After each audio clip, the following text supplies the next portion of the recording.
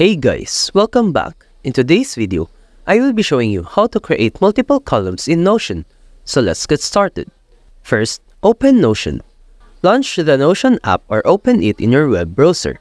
Either create a new page or open an existing one where you want to add multiple columns. Click on the page to enter edit mode. You can do this by clicking anywhere on the page or by selecting edit button, typically located at the top right corner. The edit mode toolbar, locate the blocks option. Click on blocks and then select column from the drop-down menu. This will insert a column block onto your page.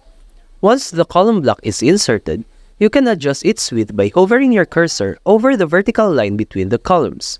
Click and drag the line to the left or right to adjust the width of each column as desired. Click inside each column to start adding content. You can add text, images, links, checkboxes, or any other type of content that Notion supports. Once you've added content to your columns, you can organize and rearrange them as needed.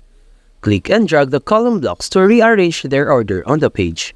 After you finish adding and arranging columns, click on the Done or Save button to exit edit mode and save your changes. That's it for this video. If you have found this video helpful, simply leave a like below or subscribe because it helps me reach more people. See you soon!